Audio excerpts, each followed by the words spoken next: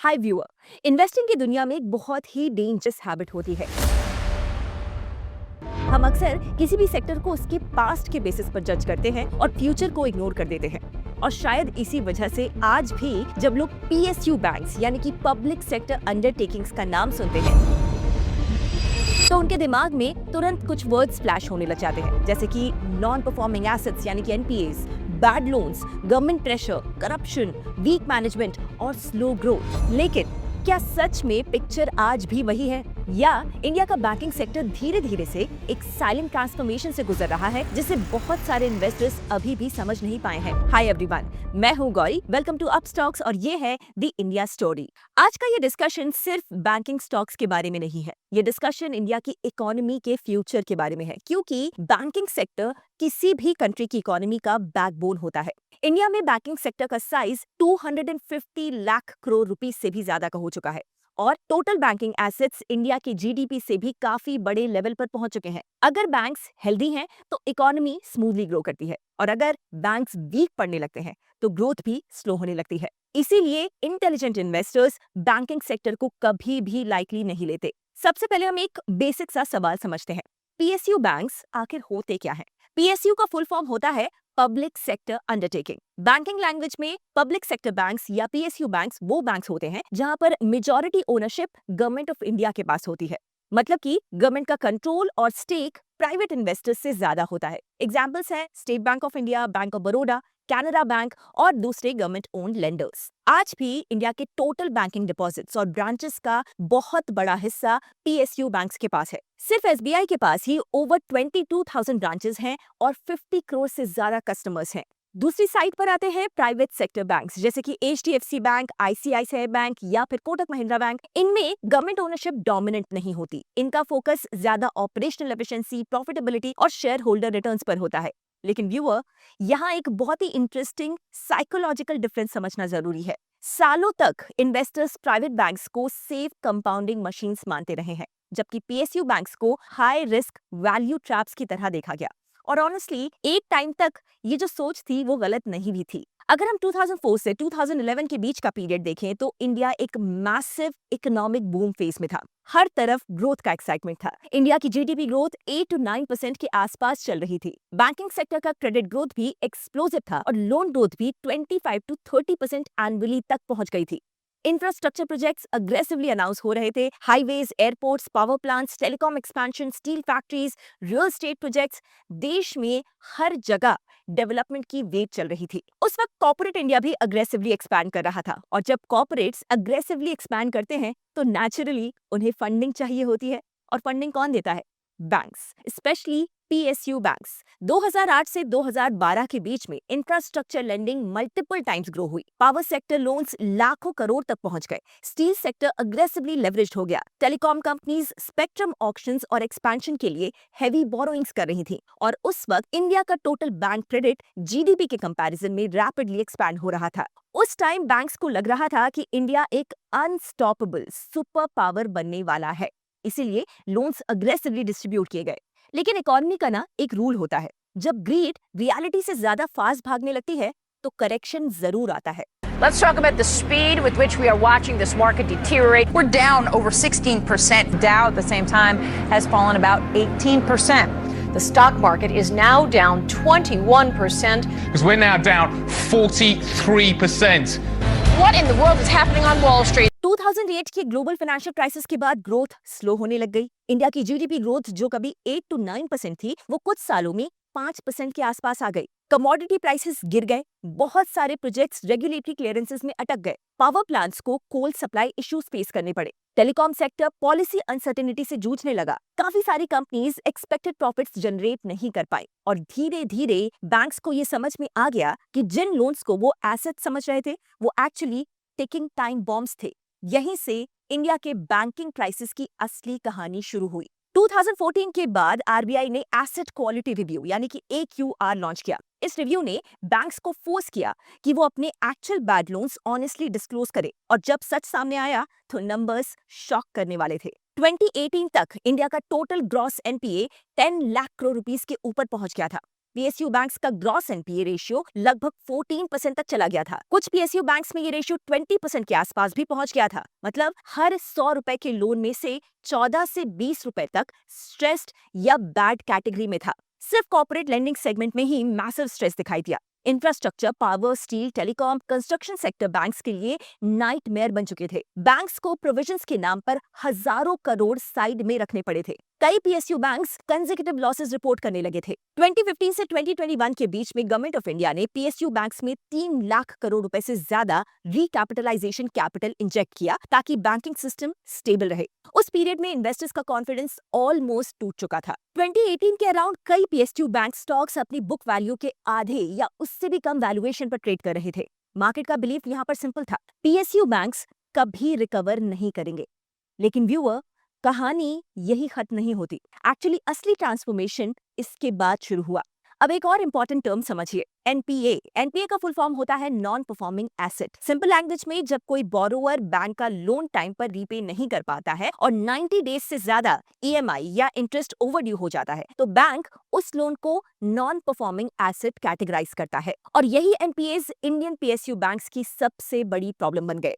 आप इमेजिन कीजिए, बैंक्स ने कंपनीज को हजारों करोड़ दिए थे और अब वो पैसा वापस नहीं आ रहा था। इंफ्रास्ट्रक्चर प्रोजेक्ट्स स्टक हो गए थे, पावर प्लांट्स ऑपरेशनल नहीं हो पा रहे थे, टेलीकॉम कंपनीज डेट के प्रेशर में थी और स्टील कंपनीज कमोडिटी क्रैश का इंपैक्ट फेस कर रही थी। मतलब कि बैंक्स की बैलेंस शीट्स वीक होने लगी, प्रॉफिटेबिलिटी गिरने लगी, क्योंकि बैंक्स को फ्यूचर लॉसेस के अगेंस्ट प्रोविजंस रखने पड़े थे। प्रोविजन कवरेज रेशियो इंप्रूव करने के लिए बैंक्स को हजारों करोड़ साइड में रखने पड़े। कई पीएसयू बैंक्स क्वार्टरली बेसिस पर 2000 करोड़ रुपए से 5000 करोड़ रुपए और कुछ केसेस में 10,000 करोड़ रुपए तक के प्रोविजंस बुक कर रहे थे। इस वजह से प्रॉफिटेबिलिटी ऑलमोस्ट कोलैप्स होने लग गई, मार्केट का ट्रस्ट कोलैप्स होने लगा। उस वक्त मार्केट में एक लाइन बहुत ही ज्यादा फेमस थी, never catch a falling PSU bank. और ऑनेस्टली इन्वेस्टर्स के पास उस वक्त डरने की वजह भी थी, क्योंकि जब एक बैंक के पास बैड लोन्स बहुत ज्यादा हो जाते हैं तो वो अग्रेसिवली ग्रो भी नहीं कर पाता।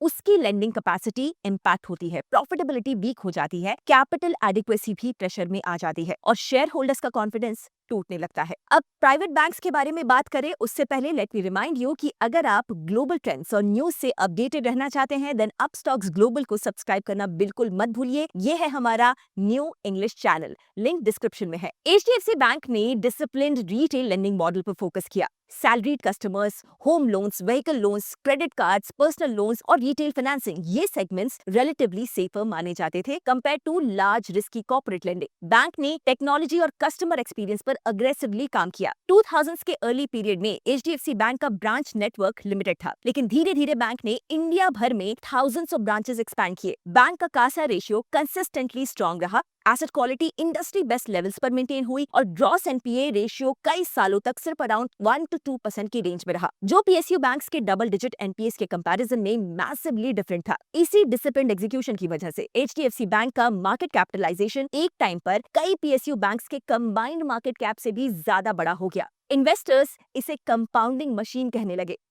दूसरी तरफ आईसीआईसीआई बैंक भी अपनी मिस्टेक से सीखकर ग्रेजुअली अपनी बैलेंस शीट को इंप्रूव करने लगा। एक टाइम आईसीआईसीआई बैंक भी कॉर्पोरेट स्ट्रेस की वजह से प्रेशर में आया था, लेकिन फिर बैंक ने रिटेल लेंडिंग पर फोकस इंक्रीज किया। रिटेल फ्रेंचाइज स्ट्रॉन्ग हुई, रिस्क मैनेजमेंट इंप्रूव हुआ, एसेट क्वालिटी क्लीन अप हुई। बैंक ने unsecured retail, credit cards, mortgage और साथ ही डिजिटल बैंकिंग इकोसिस्टम पर अग्रेसिवली काम करना स्टार्ट किया। धीरे धीरे ग्रॉस एनपीए रेशियो रिड्यूस होने लग गया और प्रॉफिटेबिलिटी रिकवर होने लगी। आज आईसीआईसीआई बैंक इंडिया के मोस्ट प्रॉफिटेबल प्राइवेट बैंक्स में काउंट होता है और उसका return on assets and return on equity industry के स्ट्रॉन्गेस्ट नंबर्स में से एक माना जाता है। और धीरे धीरे मार्केट का ट्रस्ट प्राइवेट बैंक्स की तरफ शिफ्ट होता गया। एक साइड पर पीएसयू बैंक्स लो वैल्यूएशंस के बावजूद फेयर में ट्रेड कर रहे थे और दूसरी side private banks premium valuations पर। उस पीरियड में नैरेटिव सिंपल था, private banks create wealth, PSU banks destroy wealth. लेकिन व्यूअर, स्टॉक मार्केट का सबसे इंटरेस्टिंग एस्पेक्ट यही होता है कि मार्केट परमानेंटली किसी भी सेक्टर को हेट नहीं करता। अगर फंडामेंटल्स जेन्युइनली इंप्रूव होने लगे तो परसेप्शन भी इवेंचुअली चेंज होने लगता है। 2015 से 2016 के बाद इंडियन बैंकिंग सेक्टर में एक historic clean up phase start हुआ। गवर्नमेंट और रिजर्व बैंक ऑफ इंडिया ने अग्रेसिवली स्ट्रेस्ड एसेट्स आइडेंटिफाई करने स्टार्ट किए। आरबीआई के एसेट क्वालिटी रिव्यू यानी कि AQR के थ्रू बैंक्स को फोर्स किया गया कि वो अपने हिडन बैड लोन्स को ऑनेस्टली डिस्क्लोज करे। एवरग्रीनिंग जैसे प्रैक्टिसेस को रिड्यूस किया गया। इंसॉल्वेंसी और बैंकरप्सी कोड को इंट्रोड्यूस किया गया। क्या आप जानते हैं कि इंसॉल्वेंसी एंड बैंकरप्सी कोड यानी कि IBC आखिर है क्या? IBC यानी इंसॉल्वेंसी एंड बैंकरप्सी कोड ने बोरोअर्स को एक क्लियर मैसेज दिया, अगर लोन रीपे नहीं करोगे तो कंपनी का कंट्रोल भी लूज कर सकते हो। ये इंडियन बैंकिंग हिस्ट्री का टर्निंग पॉइंट था। 2016 में IBC इंप्लीमेंट होने के बाद इंडिया को पहली बार एक स्ट्रक्चर्ड बैंकरप्सी रेजोल्यूशन फ्रेमवर्क मिला। इससे पहले स्ट्रेस्ड एसेट्स सालों तक बैंक्स की बैलेंस शीट्स में लटके रहते थे और रिकवरी प्रोसेस एक्सट्रीमली धीमे होती थी। पहले लार्ज कॉर्पोरेट डिफॉल्टर्स को ये लगता था कि लोन्स इनडेफिनेटली रीस्ट्रक्चर हो जाएंगे, लेकिन IBC के बाद अकाउंटेबिलिटी आई। बैंक्स को स्ट्रेस्ड एसेट्स रिजॉल्व करने का स्ट्रक्चर्ड मैकेनिज्म मिला। स्टील सेक्टर के कई बड़े केसेस NCLT के थ्रू रिजॉल्व हुए। SR स्टील जैसे हाई प्रोफाइल केसेस ने मार्केट को क्लियर सिग्नल दिया कि डिफॉल्ट करने पर ओनरशिप भी लूज हो सकती है। रिकवरी रेट्स भी इंप्रूव होने लग गए। बैंक्स ने स्ट्रेस्ड अकाउंट्स से लाखों करोड़ रुपए रिकवर किए या सेटलमेंट्स अचीव किए। साथ ही गवर्नमेंट ने वीक PSU बैंक्स को रिकैपिटलाइज किया। 2015 से 2021 के बीच में गवर्नमेंट ऑफ इंडिया ने PSU बैंक्स में 3 लाख करोड़ रुपए से ज्यादा कैपिटल इंजेक्ट किया। इस कैपिटल इन्फ्यूजन का पर्पस था बैंक्स की बैलेंस शीट्स को स्ट्रेंथन करना और लेंडिंग कैपेसिटी को रिवाइव करना। मर्जर्स कराए गए। 2017 में स्टेट बैंक ग्रुप ने एसोसिएट बैंक्स को स्टेट बैंक ऑफ इंडिया में मर्ज किया। उसके बाद 2019 से 2020 में भी multiple PSU bank mergers announce किए गए, जिससे टोटल PSU बैंक्स के नंबर सिग्निफिकेंटली रिड्यूस हुए और लार्जर स्ट्रॉन्गर एंटिटीज क्रिएट हुई। ऑल्सो टेक्नोलॉजी सिस्टम्स भी इंप्रूव किए गए। डिजिटल बैंकिंग अग्रेसिवली एक्सपैंड हुई। आज इंडिया दुनिया के लार्जेस्ट डिजिटल पेमेंट्स इकोसिस्टम्स में एक बन चुका है। 30 received on PhonePe. The UPI. UPI, of course, is the dominant force with the UPI revolution in India. India का UPI ecosystem UPI transactions monthly billions में प्रोसेस हो रहे हैं और PSU बैंक्स भी डिजिटल ट्रांसफॉर्मेशन में अग्रेसिवली पार्टिसिपेट कर रहे हैं। और सबसे इंपॉर्टेंट चीज, PSU बैंक्स ने रेकलेस लेंडिंग को रिड्यूस किया। कॉर्पोरेट लेंडिंग में डिसिप्लिन इंप्रूव हुआ। रिस्क मैनेजमेंट फ्रेमवर्क स्ट्रॉन्गर बने। Retail loans, home loans, MSME financing और सिक्योर्ड लेंडिंग पर ज्यादा फोकस इंक्रीज हुआ। हाई रिस्क इंफ्रास्ट्रक्चर लेंडिंग को कंपैरेटिवली कॉशियस अप्रोच के साथ हैंडल किया जाने लगा।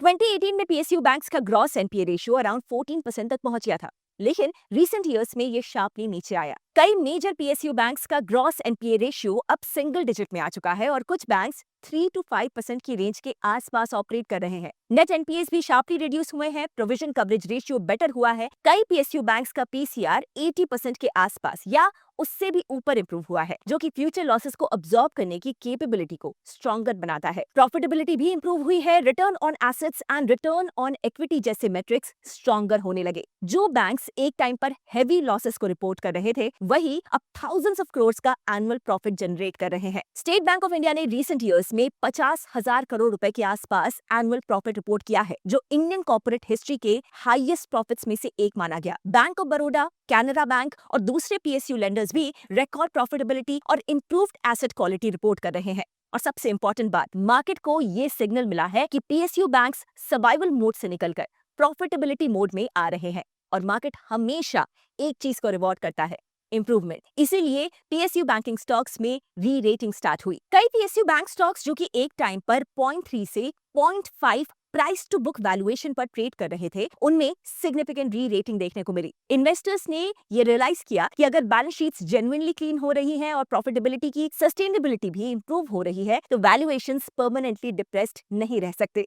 लेकिन कहानी यहीं पर खत्म नहीं होती। आज इंडिया एक नए इकोनॉमिक फेज में एंटर कर रहा है। गवर्नमेंट अग्रेसिवली इंफ्रास्ट्रक्चर को पुश कर रही है। रीसेंट यूनियन बजट्स में कैपिटल एक्सपेंडिचर पर मैसिव फोकस दिया गया है। Central government capex 11 lakh crore rupees के आसपास एलोकेट किया गया था, जो GDP का रफली ओवर 3% बनता है और कुछ साल पहले के कंपैरिजन में मल्टीपल टाइम्स हायर है। Railways modernisation, manufacturing expansion, renewable energy, defence production, logistics corridors, semiconductor ecosystem, हर तरफ केपेक्स साइकिल बिल्ड हो रही है। अब एक इन्वेस्टर के तौर पर खुद से एक सवाल पूछिए, जब इंडिया में नए फैक्ट्रीज लगेंगे, हाईवेज बनेंगे, इंडस्ट्रियल पार्क्स डेवलप होंगे, तो फाइनेंसिंग कौन करेगा? बैंक्स, और specially large PSU banks.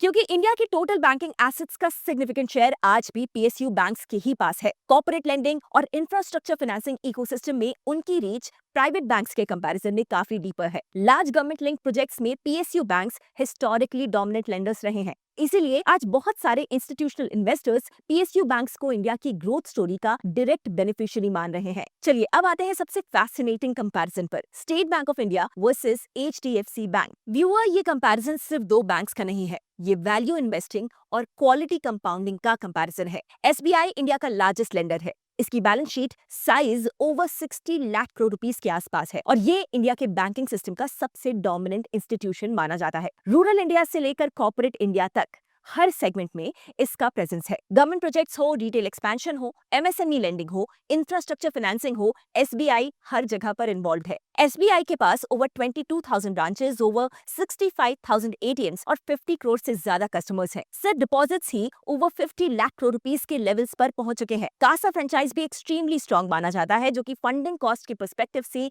Major advantage देता है। एक टाइम था जब इन्वेस्टर्स एसबीआई से डरते थे because of high NPAs and government influence. 2018 के अराउंड एसबीआई का gross NPA ratio double digits के आसपास था और PSU banking sentiment extremely weak था।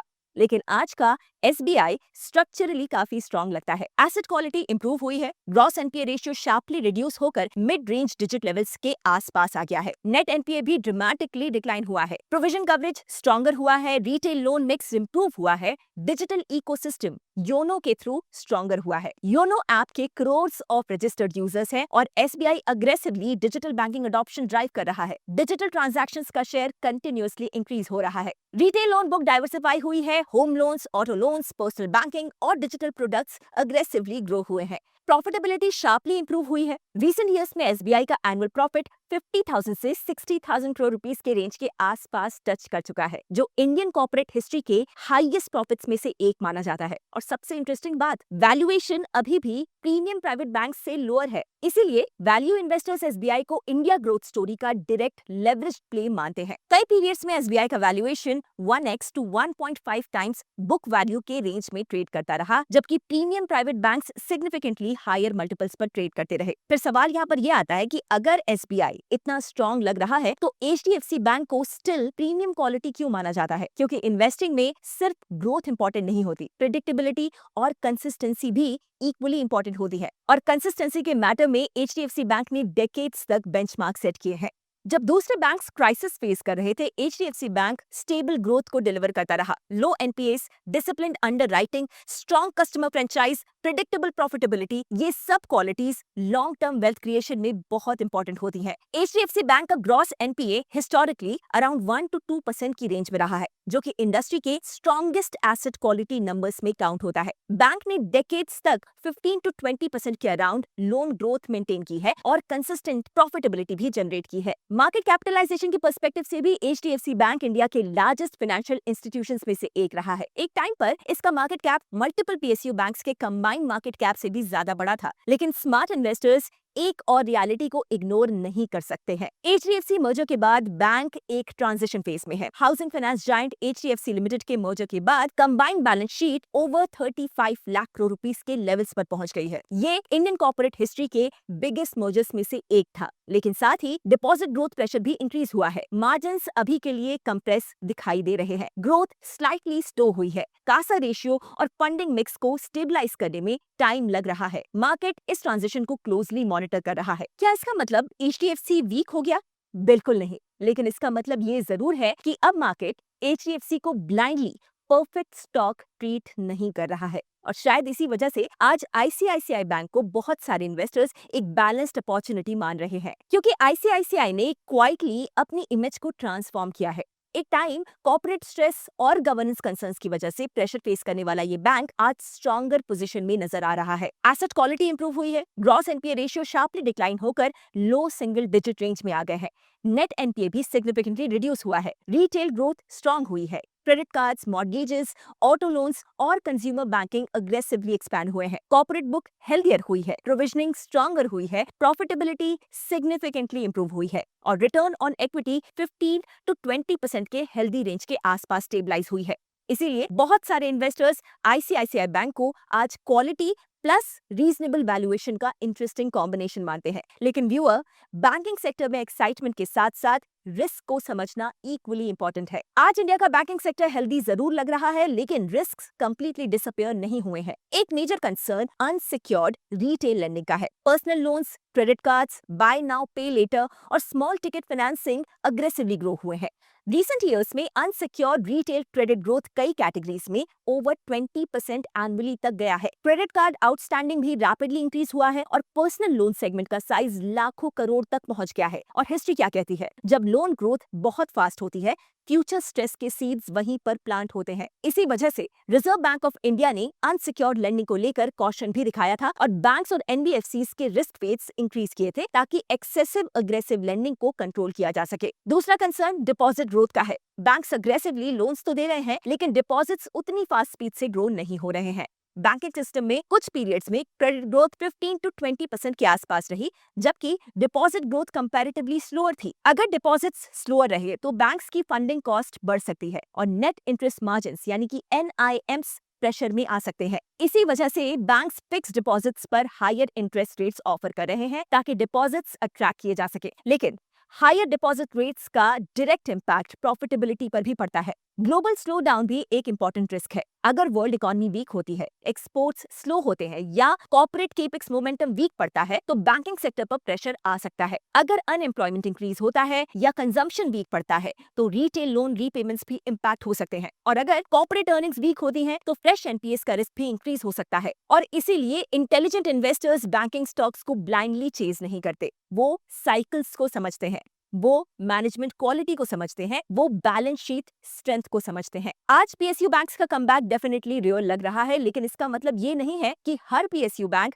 फ्यूचर मल्टी बैगर बन जाएगा। सिलेक्शन बहुत ही इंपॉर्टेंट होने वाला है। कुछ पीएसयू बैंक्स अभी भी ऑपरेशनल एफिशिएंसी, एम्प्लॉय प्रोडक्टिविटी और टेक्नोलॉजी अडॉप्शन के पर्सपेक्टिव से प्राइवेट बैंक्स के पीछे हैं। इसीलिए इन्वेस्टर्स को सिर्फ लो वैल्यूएशन देखकर एक्साइटमेंट में डिसीजंस नहीं लेने चाहिए। व्यूअर, मेरी पर्सनल इन्वेस्टिंग अंडरस्टैंडिंग के हिसाब से अगर कोई इन्वेस्टर लॉन्ग टर्म स्टेबिलिटी और क्वालिटी कंपाउंडिंग चाहता है तो HDFC बैंक और ICICI बैंक अभी भी strongest long term wealth creation stories में काउंट किए जा सकते हैं। इंडिया के प्राइवेट बैंकिंग स्पेस में इन बैंक्स ने डेकेड्स तक कंसिस्टेंट कंपाउंडिंग दिखाई है। अगर कोई इन्वेस्टर इंडिया के इकोनॉमिक ग्रोथ साइकिल पर अग्रेसिव बुलिश बेट लेना चाहता है तो state bank of India one of the strongest PSU banking opportunities लगता है। सिलेक्टिव PSU एक्सपोजर के लिए बैंक ऑफ बड़ौदा और कैनरा बैंक भी इंटरेस्टिंग नेम्स हो सकते हैं। इन बैंक्स ने भी रिसेंट ईयर्स में प्रॉफिटेबिलिटी और बैलेंस शीट क्वालिटी में इंप्रूवमेंट दिखाया है। लेकिन व्यूअर, एक लाइन हमेशा याद रखिए, बैंकिंग सेक्टर में सबसे ज्यादा पैसा वही लोग बनाते हैं जो फियर के टाइम में